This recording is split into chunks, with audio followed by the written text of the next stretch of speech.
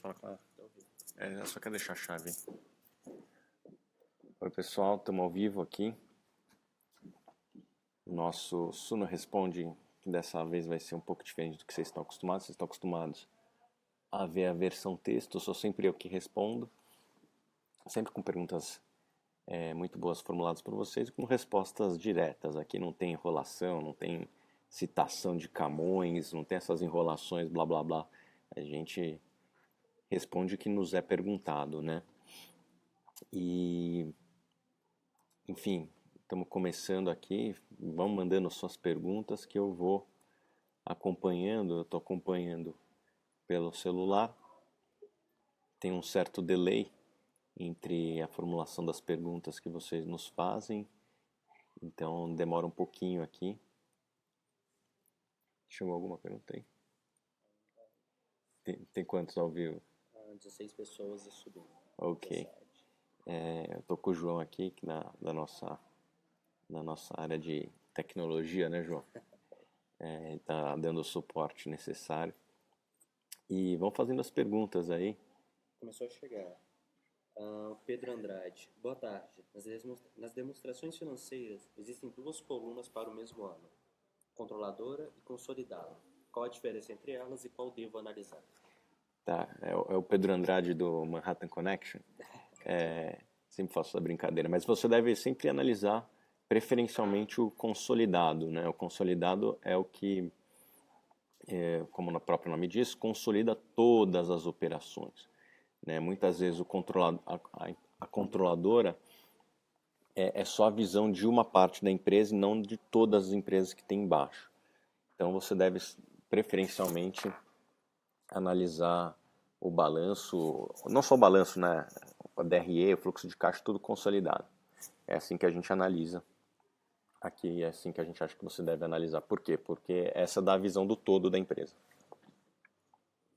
Esperando mais perguntas. Engraçado, aqui demora um pouquinho mais.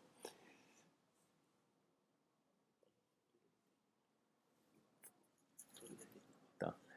O Fernando Santella está perguntando aqui sobre o futuro da Eternit. Futuro da Eternit. Bom, eu participei semana passada da reunião da Assembleia de Acionistas da empresa e acho que a grande novidade foi que mudou a presidência da empresa, entrou uma pessoa que me parece ter a visão correta. Eu até conversei com esse novo presidente da empresa uns minutos e ele tem o diagnóstico preciso, correto da situação da empresa, que é bastante perigosa, né? O problema é que mudaram o comandante do Titanic depois que entrou água no Titanic. Daí, então, o que tem a ser feito existe muito mais limitação, né? Então, a situação é perigosa e se tornou mais perigosa ao longo dos últimos anos porque a empresa perdeu fluxo de caixa do seu principal negócio, que era a mina de amianto, e entrou em negócios de rentabilidade muito inferior, se é que chega em rentabilidade. A empresa está operando no prejuízo que não é pequeno, e me parece que foi feito um pouco tarde as modificações que eram necessárias, né? Portanto, a gente não está muito otimista com o que pode acontecer com a empresa e por conta disso nós não recomendamos aos nossos clientes. O Leandro Câmara faz uma pergunta, te pedindo para perguntar ao Barsi qual ferramenta ou site ele usa para acompanhar o resultado das empresas e ver o histórico delas. Bom, eu não posso falar pelo Barsi, né, Leandro Câmara? Eu posso falar por mim. Eu acho que existem muitas ferramentas hoje disponíveis aos investidores individuais. Eu uso Economática, mas eu não usava Economática durante muito tempo. Eu acho que a ferramenta Fundamentos ela funciona muito bem. E eu recomendo muito o Twitter para informações diárias, né? Então, notícias, etc. Tem uma comunidade muito bacana no Twitter. Nós temos uma lista muito legal, é a lista mais visitada do Brasil, com mais seguidores, e a gente até vai publicar mais tarde como usar o Twitter de maneira inteligente, mas a gente já tem uma postagem, um vídeo no nosso canal do YouTube e a gente recomenda. Então acho que essa combinação de Twitter com, com fundamentos já te dá uma boa visão do que é necessário para buscar informações. Vamos lá, eu vejo mais aqui as perguntas. Então, qual a opinião de vocês sobre Natura? A gente não tem algumas restrições com Natura. A gente acha que o modelo dela de venda diretas é um modelo arcaico, né? Venda porta a porta é coisa do século XIX. E os métodos de venda do século XXI são outros, né? A gente acredita muito na experiência de loja, eles estão indo para a loja, mas parece que ainda estão batendo cabeça, né? A experiência na loja deles ainda não está semelhante à experiência da loja da concorrência. Então a gente acha que eles ainda vão demorar um pouco para conhecer o modelo de negócio de venda por loja, se é que um dia vão conhecer, e por conta disso a gente recomenda ficar fora. O Thiago Teodoro aqui pergunta de uma ação, né, da Graziotin, com lucros sempre crescentes. Recomendo? A gente gosta muito da Graziotin, o que a gente não gosta muito é de varejo, né?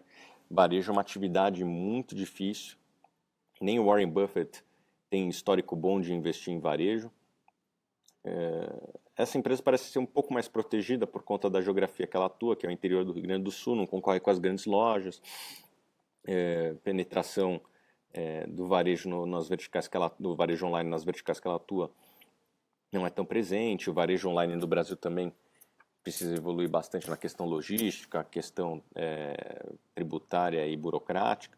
Então, ela parece ser uma empresa um pouco mais protegida. Então, das empresas de varejo, é a empresa que a gente mais gosta e a gente até recomendaria comprar um pouco mais abaixo, mas sempre ficando bem de olho, porque a gente não tem uma visão construtiva para varejo físico no longo prazo. Esse ano vai ser o ano que vai mais falir empresas de varejo nos Estados Unidos, e a gente acha que essa é uma tendência que vai ser global, né? A Amazon veio para ficar, o Jeff Bezos vai se tornar o homem mais rico do mundo, está muito próximo de se tornar o homem mais rico do mundo.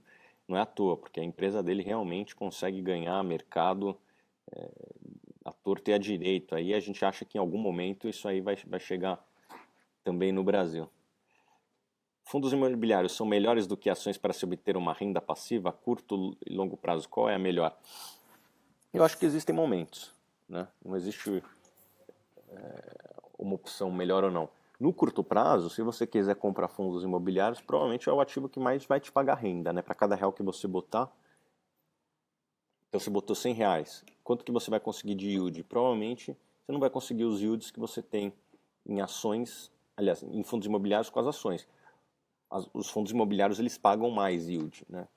Com a diferença que as ações elas crescem, os lucros das empresas crescem, né? Para você crescer o aluguel acima da inflação a longo prazo é praticamente impossível. Os shoppings às vezes conseguiam no passado, né? Mas é muito difícil. Então você tem que combinar, né? O que você quer, dividendo hoje ou dividendo no futuro? A gente acha que um não exclui o outro, a gente acha que os dois cabem numa carteira e você tem que ver o momento, né? Quando eu montei minha carteira, tinha muito fundo imobiliário, eu comprei no começo de 2015, final de 2014. E aquele era um momento muito propício para fundos imobiliários em relação às ações. Os fundos imobiliários valorizaram bastante de lá para cá, as ações valorizaram um pouco, mas menos do que os fundos imobiliários, e por conta disso o interesse, aliás, a atratividade dos fundos imobiliários caiu um pouco em relação às ações. A curto prazo e a longo prazo, a gente acha que os dois são complementares. Daí o Omar Gazal aqui pergunta, voltando à Eternit, o negócio é perene no tempo? E parece frágil e sujeito à concorrência abundante, sem falar na questão do amianto. O negócio do amianto, que era a mina de ouro do negócio da Eternit, vai ficar para trás, não tem jeito. A impressão que eu tive indo na Assembleia é que até pessoas de dentro do negócio já jogaram a toalha, né? E se isso acontecer, a empresa não tem a mesma vantagem competitiva que tinha no amianto em outros negócios. Então, o negócio dela não é tão perene quanto alguns gostariam. E realmente me parece bem frágil e mais exposta à concorrência do que era no passado. Se a reforma da Previdência não for aprovada, vocês acham que haverá impacto negativo nas ações do BBSE3? A gente acha que vai ter um efeito negativo em todo o mercado acionário, e por conta disso você deve até deixar uma reserva aí para tentar aproveitar, comprar na baixa, né? Algumas ações que caírem se isso acontecer. Em específico o BBSE3, a gente acha que não tem muito. O operacional da empresa não deve sofrer, não deve ter resultados diferentes do que a empresa tem apresentado ultimamente, que tem sido muito bons, né? Eu sempre falo assim, você como investidor tem que se preparar para o pior, mas torcer pelo melhor, né? Então, como é que você se prepara para o pior? Você tem que procurar empresas com margens altas, com recorrência de receita, com endividamento baixo, né? E quais empresas têm essas características? Uma delas é a BB Seguridade, que tem uma rentabilidade muito elevada, né? E por conta disso, a gente acha que é uma empresa que a cotação pode sofrer no curto prazo, mas o operacional não vai acontecer muita coisa. E se tiver uma fraqueza adicional, as ações caírem mais, eu acho que você devia comprar até mais. O Guilherme Nissi pergunta aqui, Itaú, o que que eu acho? Eu gosto muito, para mim é o melhor banco do mundo, né? Assim, não é minha opinião, é só você elencar por rentabilidade sobre patrimônio, que é uma métrica de produtividade do banco. E o Itaú é o banco mais rentável do planeta, né? E por que que isso acontece? Vários motivos, mas para mim o principal é que aqui no Brasil você tem um verdadeiro cartel dos bancos, né? Você tem quantos bancos privados? Três? E me parece que muitos deles trabalham quase que de maneira coordenada, né? A gente viu isso na semana passada, a gente até escreveu a respeito no nosso Facebook. Todos eles cortando as contas digitais de maneira simultânea. Eu, se fosse do CAD, eu ficaria de olho. O que que eu posso fazer aqui como, como conselheiro, como advisor dos meus clientes, é recomendar a compra, né? A gente gosta muito do Itaú, do Itaúsa, gosta do Bradesco também, a gente prefere as grandes instituições privadas bancárias. E o que a gente está esperando é o melhor momento para indicar, né? O último preço bom que Itaúsa apresentou foi por volta de dezembro. Ali tinha um preço bacana. Se voltar para aquele preço, a gente deve indicar, possivelmente, para os nossos clientes. Qual a sua opinião sobre Klabin? A Klabin soltou o resultado ontem e tem algumas coisas que me deixam descontentes com Klabin, né? O endividamento elevado, eu acho que a dívida é bastante alta frente ao resultado que ela produz, e o próprio valuation da empresa, né? Você vê que ela tem um valuation muito parecido com a Suzano e produz menos resultado que a Suzano. A Suzano produz 50, quase o dobro de lucro operacional, 50% mais, e vale o mesmo tanto. Então, para mim não faz muito sentido ter a preferência por Klabin em relação a Suzano. A gente, se fosse indicar uma do setor, não seria Klabin. Aqui o Hugo Raposo, lendo um livro sobre a forma de Buffett investir, me deparei com uma frase dele: uma empresa pode devolver o dinheiro para suas ações de duas formas. A primeira é distribuindo lucro, a segunda é recomprando ações. Bom, não deu para ver a continuação aqui, mas imagina o que é recomprando ações, né? A empresa pode recomprar ações. Isso é um mecanismo que poucas empresas fazem no Brasil, a maior parte delas faz em momentos de crise e as cotações recuperaram muito, então este não é um momento de crise, mas no final de 2015, começo de 2016, algumas empresas abriram um programa de recompras. E é uma forma da empresa distribuir capital para os acionistas. Então, só para dar um exemplo, se você investe numa empresa que ela tem 100 ações e você tem 10 ações dessas 100 ações. Então você tem 10% da empresa. A empresa pode recomprar ações usando o caixa dela. Então, se ela baixar de 100 para 90 ações e você não vendeu suas ações, você vai ter 10 ações de 90, ou seja, sua participação aumentou. Essa foi uma forma que a empresa te remunerou, né? Então é uma forma diferente da empresa remunerar os seus acionistas. Em vez de ela te dar dinheiro, ela recomprou ações e aumentou a sua participação. Aqui o Gia Tosseto, meu amigo, trabalhando no dia de greve para pagar a contribuição dos sindicatos investidores, equivalentes a um dia do trabalho. Pode ser. Enfim, acho que greve não. Greve só atrapalha o trabalhador mesmo. Inclusive, a gente está falando de banco, né? Os bancos têm crescido o lucro, mas já faz uns 5 anos que os bancos não contratam, né? Tem até diminuindo o número de trabalhadores. As agências, acho que ano passado, ano retrasado, foi o primeiro ano que os bancos fecharam agências, né? Mais do que abriram. Então, eu acho que essas greves muitas vezes incentivam os bancos e as empresas a buscarem formas alternativas de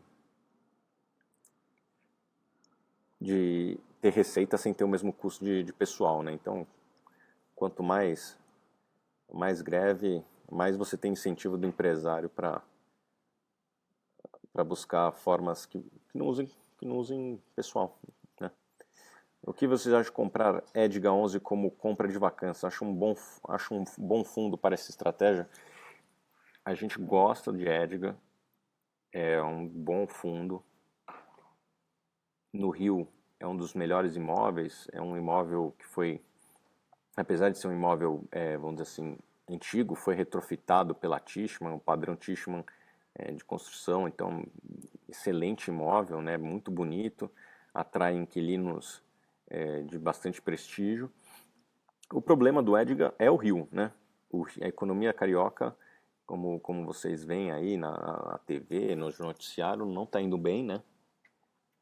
Por uma série de motivos, queda dos royalties, má administração também. Então, a economia do Rio ela vai passar por um momento complicado durante bastante tempo. Dito isso, a gente gosta desse ativo do Edga 11, mas é para um investidor com uma visão de bastante longo prazo, né? Quando a economia do Rio vai reagir, é difícil a gente saber. A vacância do Rio é semelhante à vacância de Detroit, né? Assim, que é uma das maiores vacâncias do planeta. Então, a economia do Rio vai demorar para recuperar. A gente precisa ter um preço de petróleo muito mais convidativo para incentivar novas contratações na região. A economia do Rio, que acompanha os nossos relatórios, ela é muito dependente da indústria de petróleo e por conta disso, né, enquanto não tiver uma recuperação tanto da Petrobras quanto da indústria de petróleo, é difícil apostar numa recuperação da economia do Rio. Mas se isso acontecer, o Edgar, eu acho que é um veículo mais inteligente do que comprar, inclusive, ações de petróleo. Eu acho que é um fundo muito bom. O Guilherme Cato, você guarda o seu preço médio das ações dos FIIs conforme as compras que faz de ativos de reaplicação? Eu guardo assim, o preço médio simplesmente até para a questão de imposto de renda, né? Eu estava fazendo imposto de renda esses dias aí, tem lá os preços médios. Daí o Emerson Pinto, boa tarde. Qual a expectativa de correção de preços dos ativos no Brasil para os próximos meses? Haverá espaço para comprar ativos no mercado de ações nesse cenário? Emerson, ninguém sabe como é que vai ser nos próximos meses. Quem diz está mentindo, tá? Então, é bem claro, no curto prazo ninguém sabe. Tem várias frases do Warren Buffett que dizem isso e realmente é verdade. No curto prazo ninguém sabe. A questão é quando você analisa balanço, você faz a sua análise e tal, você tem uma diretriz de longo prazo que mesmo assim às vezes você erra. A gente tem acertado mais do que errado, mas é possível também que tenha erros no futuro. Então, nos próximos meses, a gente não sabe para onde a bolsa vai. Mas se tiver alguma queda, os nossos assinantes vão estar preparados, né? Aqui o Uliano Valério, qual a sua análise de Sonai Sierra, SSBR? Eu conheço muito bem a empresa, né? Quando eu trabalhava em fundo, a gente ajudou a indicar conselheiro lá. Eu acho que é uma empresa um pouco mais lenta do que as demais empresas do setor. Os ativos que ela tem são de produtividade, venda por metro quadrado, aluguel por metro quadrado inferiores à média do Brasil, né? É uma empresa menos alavancada, isso é bom, né? É uma empresa que tem controle de custos, que por um lado é bom. O que a gente não gosta é a estrutura de fundos das empresas listadas em shopping comparado com os fundos imobiliários. A gente vai até um dia mostrar um estudo disso. Se você pegar todos os fundos imobiliários, eles tiveram, os fundos imobiliários de shopping, eles tiveram retorno superior às empresas de shopping center. Por que isso acontece? Alguém já se perguntou por que isso acontece? Acho que pouca gente já fez essa análise, mas se você for ver, a estrutura de uma empresa listada, como Iguatemi, Multiplan, BR Malls, Alsonais Sierra que você citou, ela tem que aguentar muitos custos, né? Porque a receita de uma empresa listada, ela passa, tem a receita, depois tem os impostos que são incidentes na receita, depois todas as despesas da empresa, marketing, presidente, diretoria, toda a equipe toda. Daí depois tem a despesa de juros, depois tem mais impostos e depois o que sobra é alocado pelo conselho que geralmente não fez bons negócios, né? Os conselhos das empresas listadas não fizeram bons negócios. Enquanto no fundo imobiliário, a receita tem o custo lá de administração do fundo, que geralmente é pequeno, é 10%, e depois já é dividendo para você, e você que aloca, não é o conselho da empresa. Então, o desempenho dos fundos imobiliários é muito melhor, porque eles não têm essa estrutura toda que eles têm que manter, né? Esse custo todo. Então, a gente tende a preferir os fundos imobiliários de shopping, né? Por esse motivo. Essa sempre foi nossa visão e continua sendo. Então, prefira instituições mais leves, né? E os fundos imobiliários, eles são mais leves. Bom, aqui o João Souza, a Chat 11, o pessoal precisa escrever um pouco mais claro aqui, mas a Chat 11, onde houve uma conversa do Barsi sobre a mesma, depois disso caiu significativamente. Estava cotada a 15,11 e hoje está a 13,30. O preço aparentemente está convidativo, mesmo com o relatório de vocês fizeram poucos dias atrás. Ainda continuam não recomendando essa ação? Observação, já sou... não dá para ler tudo aqui. Enfim, a gente ainda não tem uma visão construtiva de Chat. A empresa é boa, né? A gente só quer um pouco um preço menor. Talvez uns 10, 15, 20% abaixo a gente venha recomendar. Quem sabe? A gente já tem uma exposição grande no setor, né? A gente já recomenda 2 empresas do setor, então teria que ficar um pouco mais convidativo para a gente estar disposto a recomendar uma terceira empresa. O Thiago Figueira, olá Xará, Thiago também. Sobre CEMIG, observei que players grandes venderam seus papéis, o que derrubou o preço essa semana. Mas já há uma tendência de alta. O que você tem a dizer deste ativo? Bom, Thiago, meu xará, o que eu tenho para falar de CEMIG vai em linha com tudo que a gente sempre prega aqui, que é buscar boas gestões, né? E estatal, independente de partido aqui, a gente não quer falar mal de nenhum partido específico.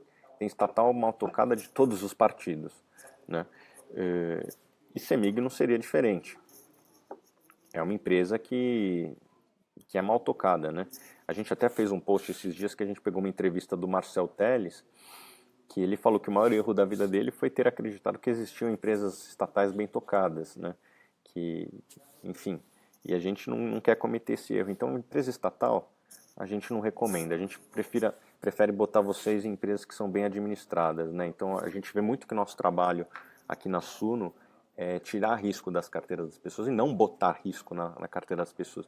Então, recomendar uma estatal é botar risco na carteira das pessoas. E daí você pode falar, mas a gestão atual é boa, né? Não sei nem se esse é o caso da CEMIG,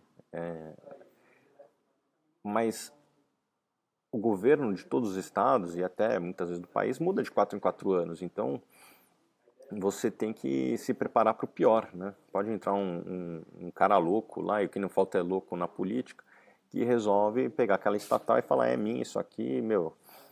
E as empresas estatais são desenhadas para o acionista minoritário ser sempre o último da fila, né? Vai ser o último que vai mamar. Porque tem a politicada toda, tem os empreiteiros todos, e muitas vezes tem o consumidor também. Então a empresa estatal muitas vezes é usada como margem de manobra para reduzir preço, né, segurar índices de inflação. Isso aí é sempre prejudicial ao investidor minoritário, e por conta disso a gente não recomenda empresas estatais. E no setor elétrico tem muita empresa boa privada, o que não falta é empresa boa privada de todos os segmentos, de distribuição, de geração, de transmissão. Então, empresas estatais do setor elétrico, esquece, a gente não vai recomendar. Encontrei poucas informações sobre as Comgás na Suno. Qual é a opinião de vocês quanto ao yield? Ela está num bom preço atualmente? Bom, a gente escreveu um relatório sobre Comgás. Só você botar aí no Google Comgás Suno, você vai encontrar alguma coisa a respeito. A gente fez um relatório gratuito, né? Muitas pessoas são atraídas pelo yield alto da Comgás. Nem sei como é que está agora, mas um tempo atrás ela estava pagando 25% em relação ao preço, né? Então isso aí atraiu algumas pessoas, mas era um yield que não era recorrente, era um yield que não era condizente com a geração de caixa. A empresa teve um resultado não recorrente no passado e pagou dividendos a mais do que esse resultado não recorrente. Então o dividendo foi muito acima da capacidade da empresa gerar caixa. Dito isso, a gente acha que muita gente que comprou achando que ia ganhar aqueles 25% vai se surpreender negativamente com os yields esse ano. Mas isso não impede a gente de ver qualidades na empresa, né? A empresa é bem tocada, a empresa tem a melhor área de concessão do setor de gás, que é a região metropolitana de São Paulo. Por que é a melhor? Porque é a área mais densa, com mais clientes, mais industrializada, né? O consumo de gás ele tem a ver com a industrialização. Quanto mais indústrias existirem na região, maior é o consumo de gás. Então, a região metropolitana de São Paulo ela é uma região forte nesses quesitos de renda e indústria, né? Então, a gente gosta da empresa, a gente esperaria um momento um pouco mais adequado em preço, só isso. Multiplays está muito cara na hora de vender. Multiplays é Multiplan, né? A Multiplan é empresa de shoppings, donas de alguns shoppings grandes do Brasil. Aqui em São Paulo, Shopping Morumbi, no Rio, Shopping Barra, no Porto Alegre, o Barra Sul. Enfim, é um portfólio muito bom, são os imóveis líderes nas regiões que a empresa atua. A gente gosta da empresa, acho que ela tem talvez o melhor portfólio da indústria, junto com o Iguatemi. O Iguatemi tem um shopping muito bom, tem 2 shoppings muito bons, e o resto do portfólio é um pouco abaixo da média, enquanto a Multiplan tem muitos shoppings muito bons, né? Nenhum tão bom quanto o Iguatemi, em termos de venda por metro quadrado, mas são shoppings muito bons. A gente gosta da empresa, o que a gente tem uma visão muito negativa a longo prazo é com varejo, né? Então você já vê esse movimento acontecendo nos Estados Unidos. Esse vai ser o ano que vai mais quebrar varejistas na história dos Estados Unidos. Vai quebrar mais varejo esse ano do que quebrou em 2008, no auge da crise imobiliária. Isso aí é péssimo para quem é dono de imóveis relacionados a varejo, que são shoppings. E a gente acha que isso aí em algum momento vai chegar no Brasil, né? A Amazon já botou o pezinho dela no Brasil, já está vendendo livros digitais. Em algum momento ela vai atacar todas as verticais. Então, aí no momento que ela fizer isso aí vai acabar impactando todo o varejo e a Multiplan não vai ser diferente, né? Então, se é para investir em shopping, eu evitaria, mas se for para investir em shopping, invista em fundos imobiliários ligados a shopping. Eu acho que o fundo imobiliário ele tem uma estrutura mais leve e dá mais dividendo pro cotista. O Guilherme Cato aqui pergunta dos nossos produtos. Qual a diferença entre a carteira Valor e a carteira FI Dividendos? A gente tem 2 carteiras recomendadas de fundos imobiliários. uma chamada de valor e outra chamada de dividendos. E elas são para dois públicos diferentes, né? Tem investidores que buscam mais empresas ou ativos que paguem dividendo hoje e outros que buscam uma carteira que vai valorizar ao longo do tempo, nem tanto necessitam do dividendo hoje. Dito isso, a carteira valor é voltada para aquele investidor que busca uma valorização do seu capital, enquanto a carteira de dividendos é aquela carteira recomendada para aquele camarada que quer dividendos hoje. Então essa é a diferença entre os dois. Vamos para a próxima pergunta aqui. O Clécio Danilo chegou a olhar o balanço da Grendene, excelente resultado com ganho de produtividade.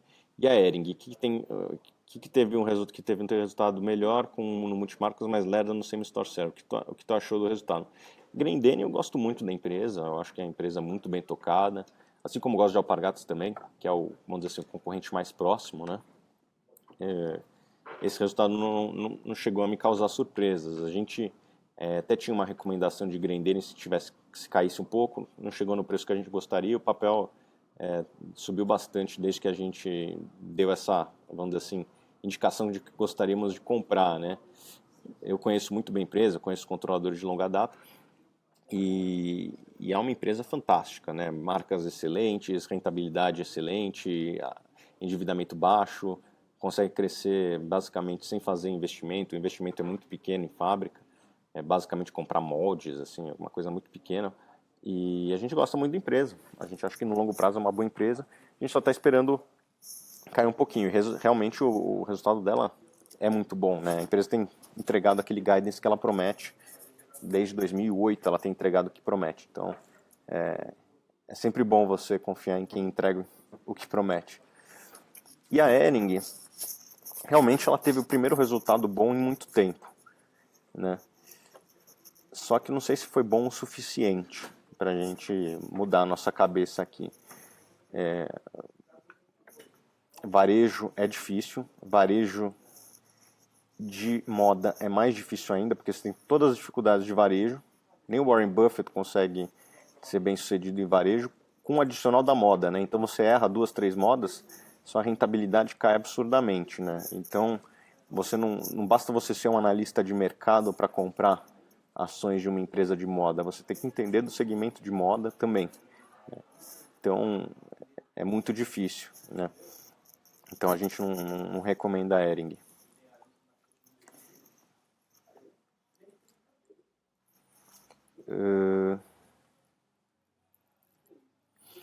Rent 3, que é a Localiza, está nas nuvens, né? Não para de subir. Enquanto a Move 3, que é a Movida, não está, né? Ainda é cedo para encarteirar? Movida ainda é cedo. A gente ainda não tem essa visão de que a Movida é a nova Localiza. A Localiza é uma empresa com muito histórico, muita capacidade de gestão. A Movida é uma empresa jovem e que precisa se provar ainda. Então, por conta disso, a gente não vai recomendar ela, não. Aqui o Jonatas Azevedo, boa tarde. Estou com uma carteira de dividendos com Semig, Eletrobras, Banrisul, Copel e Cesp. Gostaria de saber sua opinião e do pessoal se estou no caminho certo. Jonatas, você só tem estatal aqui, cara. E é até bom você ter botado essa questão no ar, porque a gente aqui olha muito para a gestão, né? A gente quer recomendar empresas que a gente confie na gestão. E em estatal, a gente já falou antes, não dá para confiar. Mas isso não significa que a gente seja dono da verdade. A gente conhece muita gente, muitos investidores, inclusive o Luiz Barros, que é nosso amigo, que ele investe em estatais, né? E tem sucesso investindo em estatais. E tem outros players também de sucesso que não investem em estatais. Então o pessoal da Dynamo, você vai ver lá, a carteira deles não tem estatal. O pessoal da Tarpa não tem estatal, o Warren Buffett não tem estatais. Tá certo que os Estados Unidos tem menos estatais, mas tem uma ou outra estatal também. E, enfim, a gente sempre tenta recomendar empresas que são bem geridas e isso é difícil de você encontrar na administração pública, né? Então, fica difícil recomendar estatal.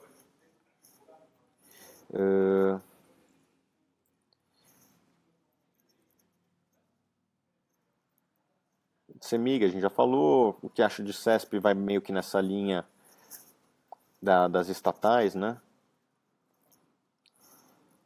Elton Souto, Thiago, entre ações e FIIs, qual tem maior potencial de valorização no longo prazo? Elton, essa é uma pergunta muito boa e eu vou falar um pouco de histórico, tá? Historicamente, os fundos imobiliários, assim como os REITs americanos, que são os equivalentes lá de fora, eles performam melhor do que as ações. Os fundos imobiliários performam historicamente melhor que as ações. Mas não significa que você não deve investir em ações. Por quê? O que acontece? O desvio padrão dos fundos imobiliários, ele é pequeno. Então, os fundos imobiliários eles andam muito próximos da média. Enquanto as ações, o desvio padrão é grande. Você tem uma ação como a Apple e você tem uma ação como a OGX, né? Uma que multiplica por 100 e outra que cai 100%. Na média, as ações elas performaram ao longo do tempo pior do que os fundos imobiliários e pior que as ações. Mas isso não significa que as boas ações tenham performado pior que os FIIs. Pelo contrário, as boas ações elas performam acima da média dos FIIs. Então, se você tem uma capacidade de escolha de ações, no longo prazo, geralmente, ações são melhores. Se você não tem muita capacidade, os fundos imobiliários geralmente são melhores. A minha indicação é que você sempre compre um pouquinho dos dois, né? Ou compre o que tem mais oportunidade naquele momento. Olá, Thiago, você pulou a pergunta de Marco Polo, se é boa empresa para o longo prazo. Ela é? Cara, Marco Polo, ela já foi uma baita empresa, já gostei muito, já comprei ações dela no passado, e ela passou por uma transformação aí por conta do setor, que as vendas caíram brutalmente, né? Não tenho o número de cabeça, mas é assim, tipo 80%. E isso aí impacta na veia o setor. Para o médio prazo, o que eu vejo é que os clientes da empresa estão muito sufocados, né? E o financiamento do BNDES, que financiou muito a cadeia, também vai ficar longe durante um tempo. Então, o curto prazo é muito desafiador de Marco Polo. No longo prazo, os concorrentes todos sumiram, né? Então, ela vai surfar sozinha. Então, você tem essa dicotomia entre curto prazo e longo prazo. No curto prazo, a empresa vai sofrer por conta das vendas e do BNDES que está fora e dos clientes que estão apertados. E no longo prazo, ela vai reinar sozinha. Então, é um desafio muito grande você pegar o momento certo, né? Por enquanto, a gente não está recomendando, mas é possível que em algum momento a gente recomende quando a gente tiver indicações que é o momento certo, né? Vamos ver quando isso vai acontecer. Guilherme Cato, vocês vão oferecer alguma consultoria para clientes que quiserem algum acompanhamento mais próximo? Sim, está no nosso roadmap. Aliás, a gente tem muita coisa que a gente quer adicionar e nós vamos fazer no futuro. Tem muita coisa que a gente vai fazer no futuro e vocês que acompanham a gente vão saber de tudo em primeira mão.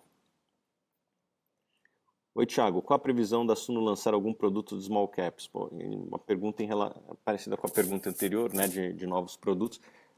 Small caps nos interessa, é algo que a gente acredita que pode adicionar bastante, né? Os produtos que existem no mercado acho que não tem qualidade necessária para os clientes e a gente acha que tem algo a contribuir aí nessa linha de small caps, que é como eu comecei, na verdade.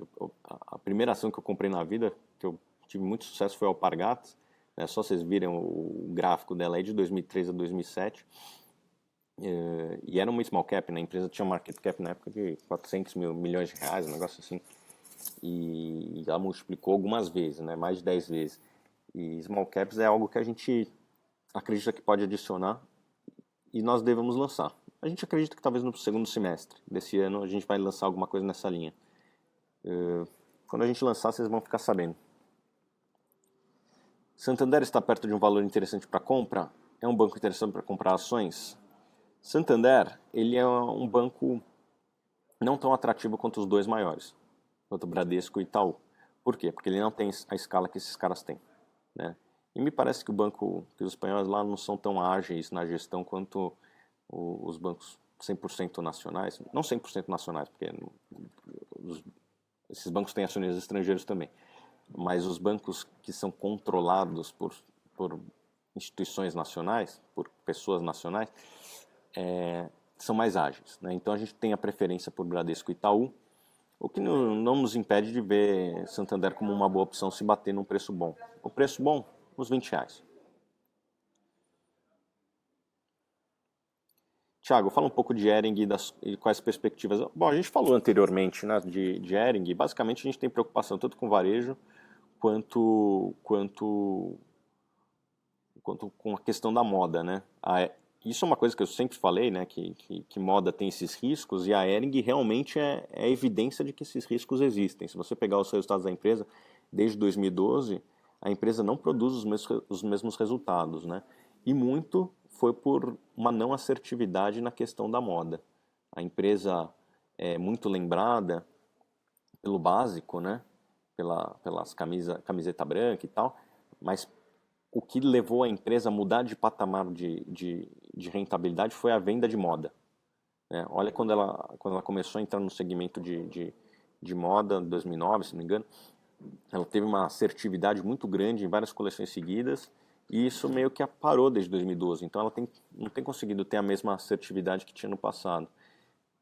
E isso é muito difícil para o analista, como a gente aqui, saber se a próxima moda vai ser assertiva, né? Então, a gente acha que é um segmento que a gente tem pouco a adicionar, além das dificuldades do setor de moda e as dificuldades do setor do varejo. Isso fazem com que a gente fique de fora do segmento e tenda a não recomendar aos nossos clientes.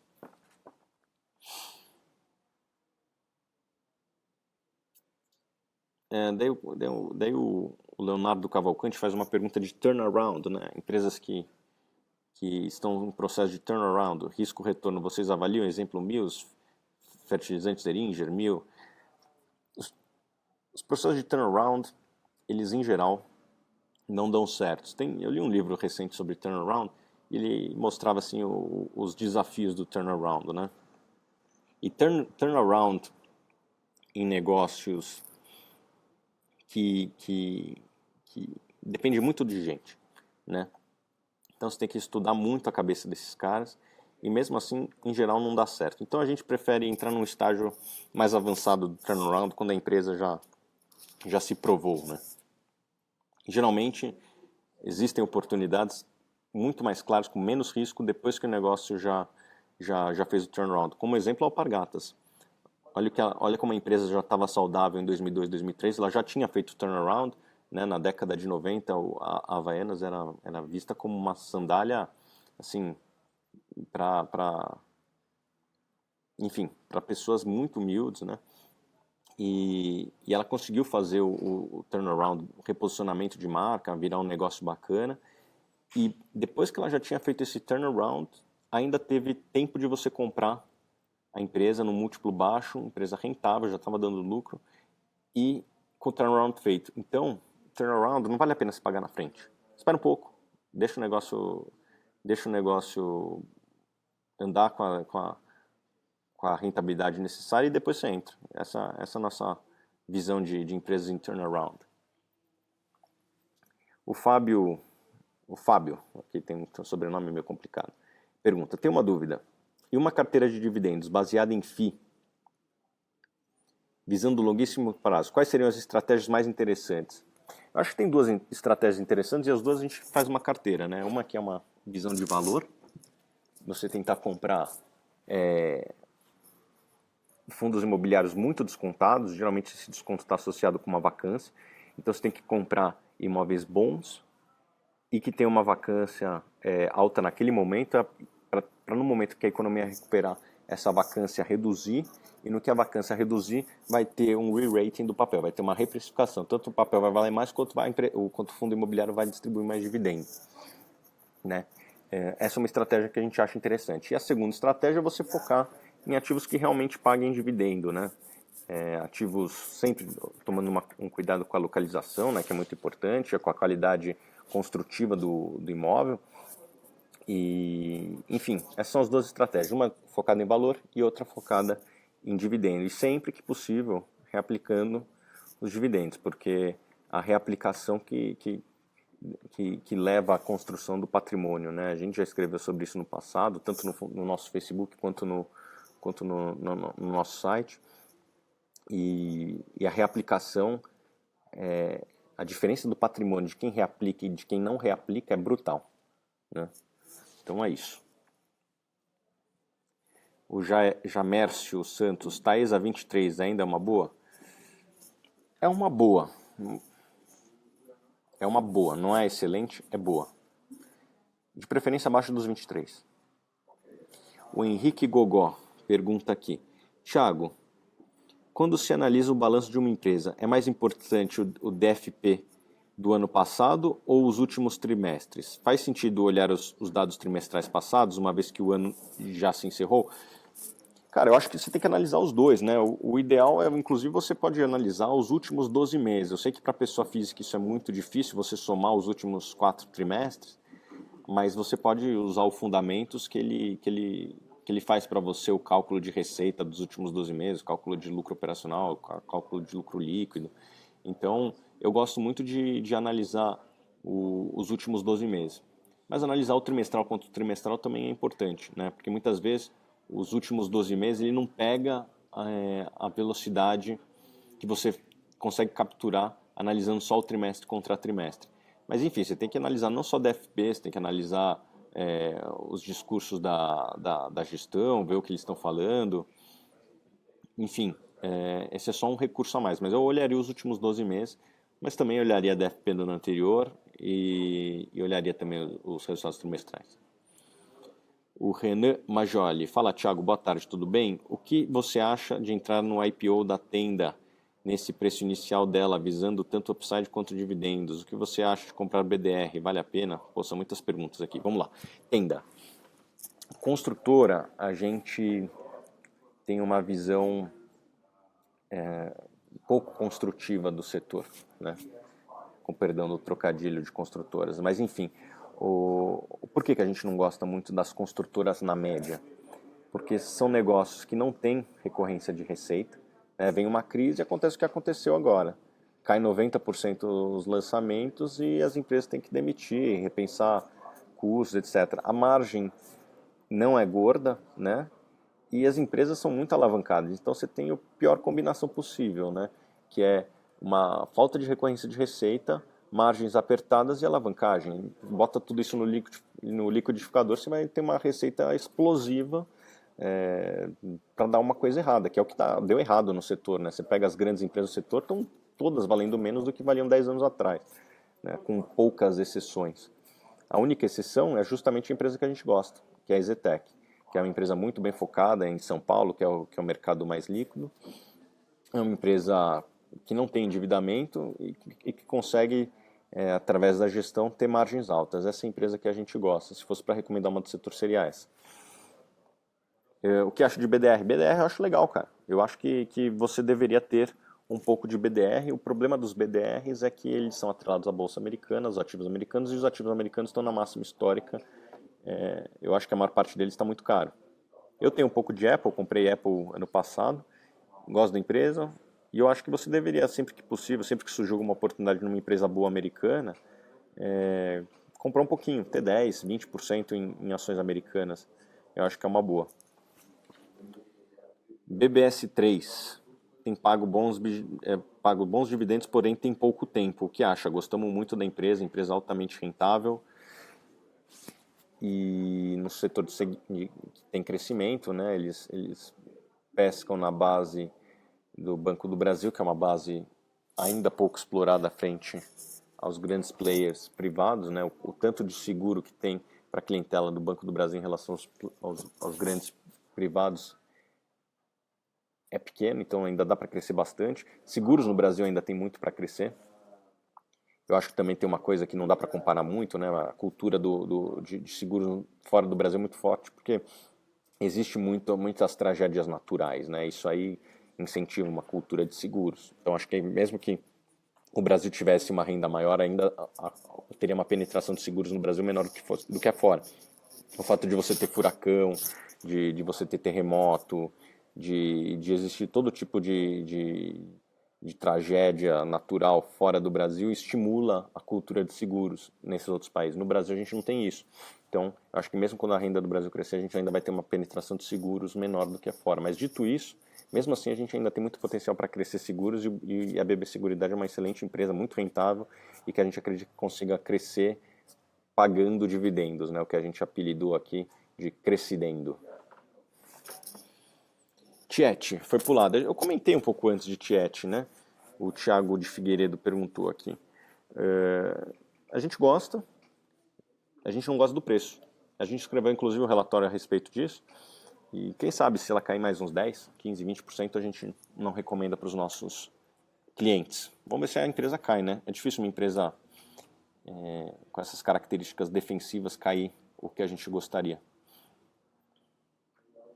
BBDC, Bradesco, Igor Kassurin pergunta. A gente gosta muito de banco como investidor, lógico, né?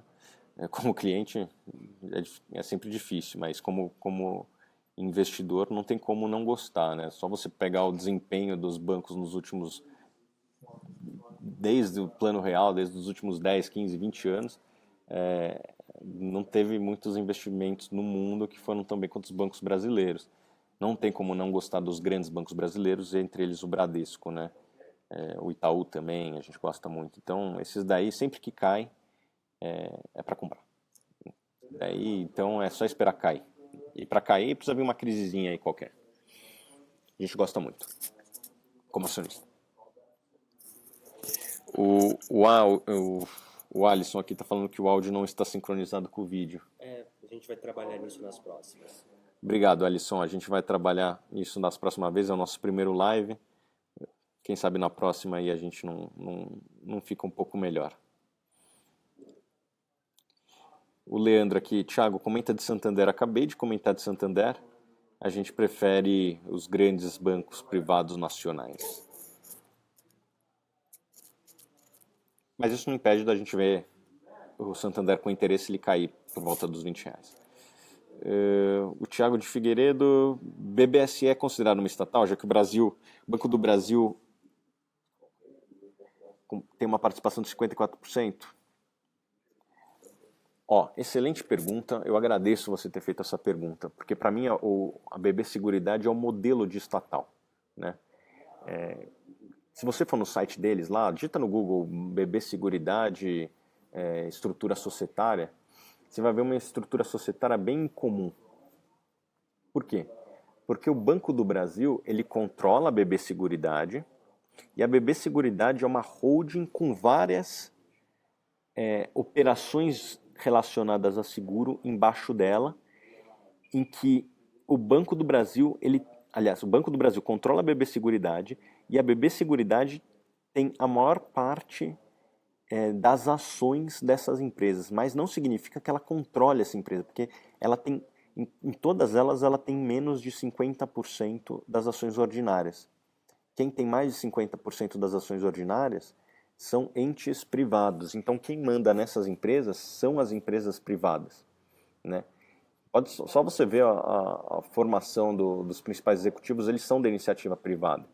E o resultado que esses caras produzem é fenomenal. Então, se toda estatal fosse assim, imagina se a Petrobras fosse, na verdade, uma holding com vários poços de petróleo embaixo, e quem opera esses poços de petróleo são empresas da iniciativa privada. Seria lindo, né? Porque assim talvez eu seria a favor de estatal, porque a gente seria sócio dos melhores operadores do mundo, né? Agora, do jeito que as estatais são construídas no Brasil, em que, independente do partido, né, são sempre operadas com outros interesses e não o interesse do acionista, fica difícil recomendar, né? Então, essa é uma estatal?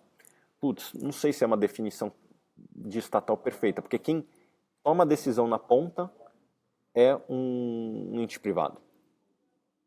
Então, se é uma estatal ou não, para mim não importa muito. O que importa é que esses caras produzem resultados e a governança da empresa está desenhada para o tomador de decisão ser uma pessoa do setor privado. Então, é mais uma questão de nomenclatura, se é uma estatal ou se não é, mas na prática é uma empresa voltada para resultado. O Murilo Cruz, eu vou sempre lendo aqui sem selecionar.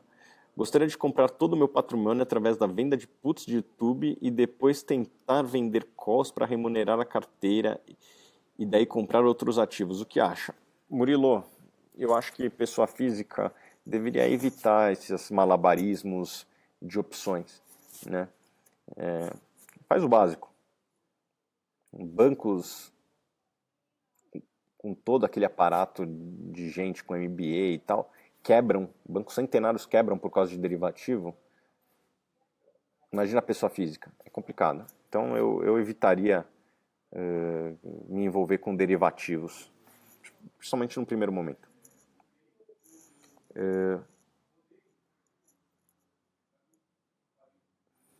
Vocês pensam em abrir uma carteira de valor em ações? Sim, está no nosso roadmap, a gente deve lançar em algum momento do segundo semestre. Quem acompanha a gente vê que a gente tem sempre criado coisas novas, né? Então, o que a gente promete, a gente entrega.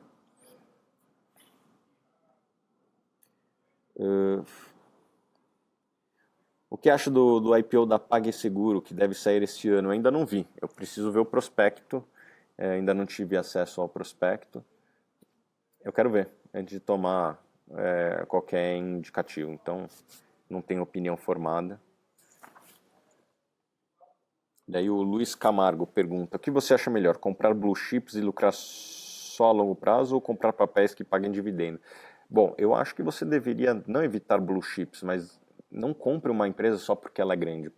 Compre uma empresa porque ela é uma empresa que você acredita, que você acha que é lucrativa, que vai te pagar bons dividendos a longo prazo, que é uma empresa que possa crescer. O investidor de blue chip nos últimos 10 anos tem sofrido muito, né? Basta você ver o Ibovespa, ele está hoje no mesmo patamar que estava 10 anos atrás. Se descontar a inflação, então você perdeu dinheiro. Né? Por quê? Porque as blue chips do Brasil, elas foram muito mal tocadas. As empresas estatais, muitas ligadas ao setor de commodity, e mais as OGX, né? As empresas do Grupo X. Todas as empresas que faziam parte do Ibovespa, ou muitas das empresas que faziam parte do Ibovespa, elas performaram muito mal e, por consequência, levaram a performance do Ibovespa junto. Então, eu acho que você não deveria investir em blue chips porque elas são blue chips. Você deveria investir em uma blue chip porque ela é uma boa empresa, né? Eu comprei ações da Apple e ela já era uma das maiores empresas do mundo quando eu comprei, mas eu não comprei porque ela era uma empresa grande. Eu comprei porque ela era uma empresa muito lucrativa. E se tornou a maior empresa lucrativa, a empresa mais lucrativa do mundo. Nenhuma empresa no mundo lucrou o que a Apple lucrou nos últimos 12 meses na história. Né? A Apple ela é uma empresa que valoriza, que cria valor, não porque ela é uma empresa grande, mas porque ela é uma empresa bem administrada. E é isso que você deve buscar.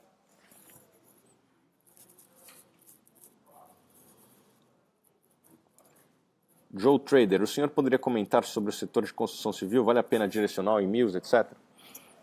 Bom, as construtoras em si, a gente tem uma certa aversão, como eu já falei anteriormente, né? Elas têm uma dificuldade de produzir uma renda recorrente. A maior parte delas tem um endividamento elevado. E acho que muitas delas foram mal tocadas, né? Então, dito isso, a gente prefere evitar empresas do setor. A única empresa que a gente gosta é a EZTEC. Luiz Fernando Takezawa Paiva. Thiago, qual a sua opinião sobre Klabin? Eu falei de Klabin agora há pouco, mas a audiência aqui é rotativa, eu vou falar de novo. Eu vi o resultado dela ontem e me chamou a atenção um pouco o nível de endividamento, né? O que me incomoda na Klabin não é nem a Klabin, é que a Suzano ela é muito mais barata do que a Klabin. Né? Só você ver o valor de mercado ou o enterprise value dela e comparar com o resultado operacional, a Suzano produz mais resultado operacional e vale quase o mesmo tanto. Então, para a gente não faz muito sentido. Se fosse para comprar uma empresa do setor, a gente estaria muito mais aberto a comprar a Suzano do que comprar a Klabin. O Ricardo... Tá chegando no final, mais 10 minutos aí. Tá. O Ricardo Bogoni está perguntando: vocês indicam a compra de opções como forma de proteger a carteira? Cara, isso aqui é uma questão mais pessoal. Eu acho que na média não vale a pena. Né? Assim, você está comprando um seguro, e seguro no Brasil, como você sabe, é sempre caro. Né? As opções, elas têm um método de precificação lá do Black-Scholes, que vocês podem procurar aí no Google, e não dá para escrever numa aula só, mas assim, como os juros no Brasil são altos e a volatilidade é alta, faz com que as opções se tornem mais caras do que em outros países. E como as opções são mais caras, e você está propondo aqui comprar uma opção, você está comprando algo mais caro, você está comprando um seguro mais caro. Então, saiba que você está pagando caro. Você está comprando um seguro caro. Vale a pena ter seguro para automóvel? talvez valha, mas se for muito caro, talvez não valha a pena. Essa é a conta que você tem que fazer. Pra gente, a gente não recomenda. A gente acha que você deve comprar boas empresas e fazer outra coisa com o seu tempo do que ficar negociando opções. Bom, pessoal, só lembrando aqui, a gente tem mais só 10 minutinhos de live. Estou vendo aqui que nem todas as perguntas vão ser respondidas, infelizmente. Quem sabe a gente não faz mais outras lives. O Robertson Miguel, né? Acho que hoje, depois de 6 meses acompanhando vocês, é a primeira vez que vejo vocês voltarem a falar bastante dos FIIs e que gosto muito, mas a parceria com o Braço me deu um olhar melhor para as ações. Um comentário aqui. Legal. Vinícius, o que vocês acham dos papéis da Tecnisa?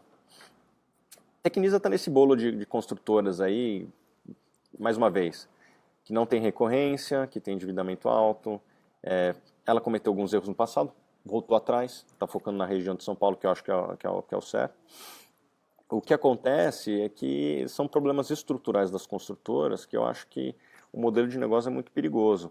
Por conta disso, a gente tende a não recomendar os papéis das construtoras. Nunca recomendou e basta ver que as construtoras nos últimos 10 anos não saem do lugar, né? Ou seja, elas não criam valor para o acionista.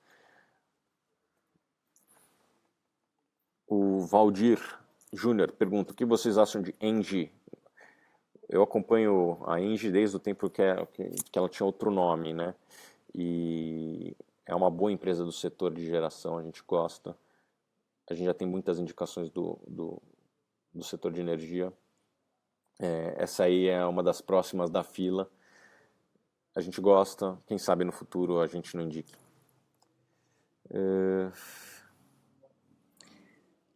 O André Pinheiro: Thiago, considerando que as cotações atuais de Energias do Brasil está 13,63 e da Taesa 23,35 permaneçam nessa faixa nos próximos meses, para quem está montando uma carteira agora, vale a pena dividir os aportes mensais entre as duas empresas ou seria melhor se concentrar em somente uma delas?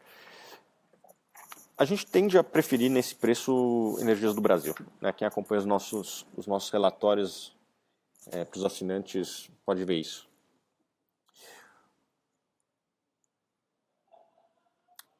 Leonardo Cavalcante pergunta aqui: a Dynamo começou a comprar ações da Tecnisa, não seria o caso de rever esse ativo? Bom, eu não vou rever minha posição só porque a Dynamo está comprando. Eu tenho aqui as minhas observações, né? A Dynamo, adoro eles, mas como qualquer investidor, também pode errar. Eles tinham ações da Elbor, que é uma construtora, e a ação caiu de 10 para 2, né?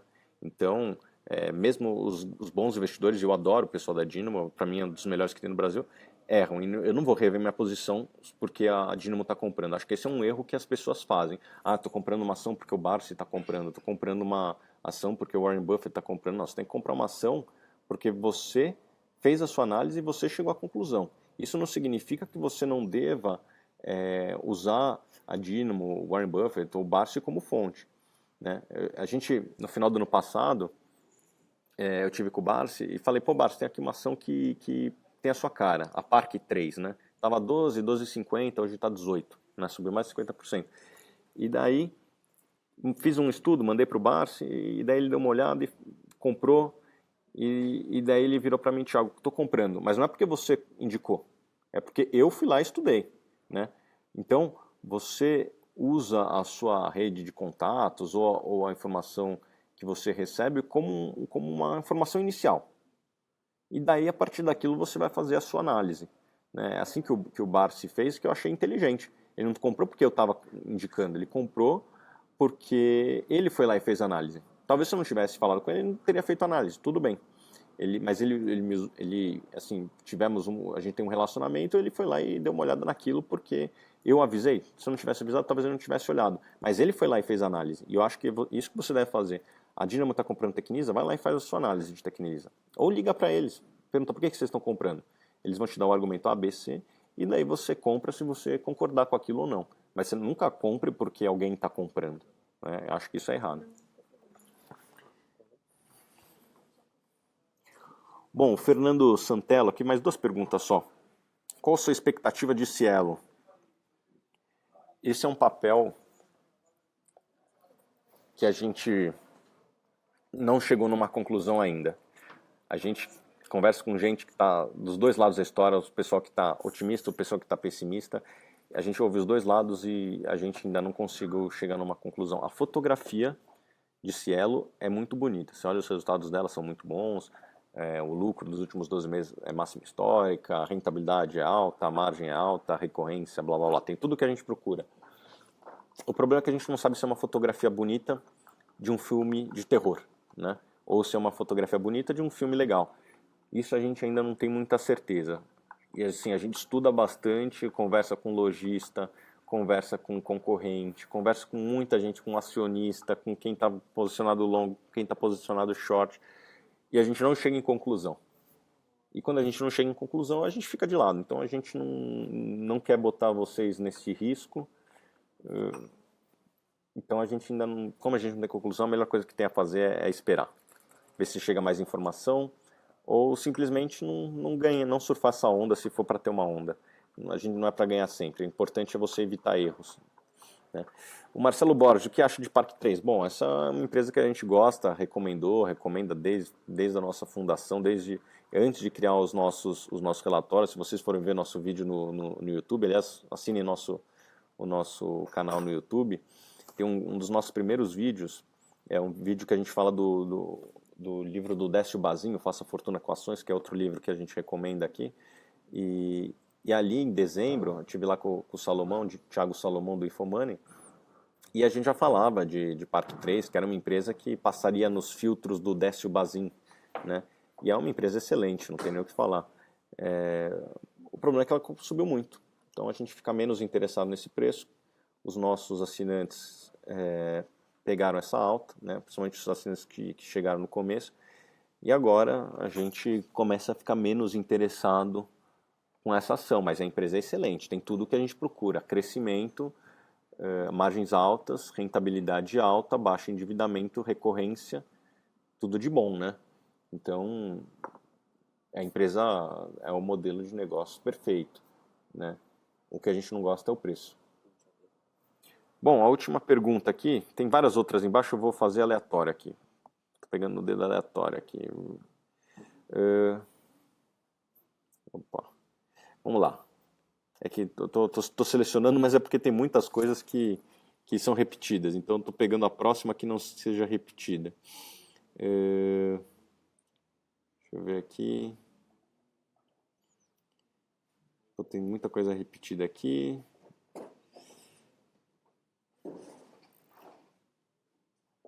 Bom, o que acha de Valide? Aqui é uma do Pedro Duarte.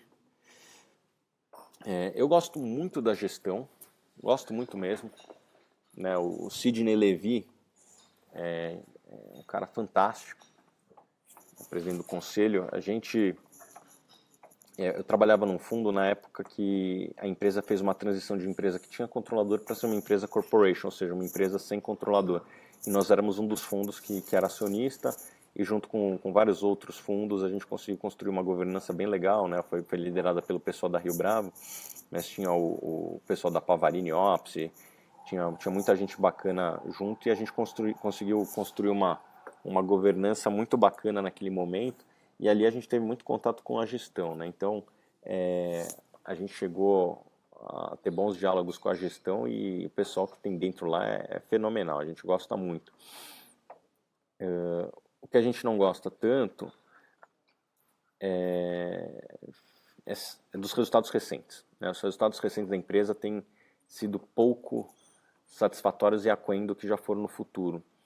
A gente não está conseguindo identificar se esses resultados eles são momentâneos ou se eles são estruturais.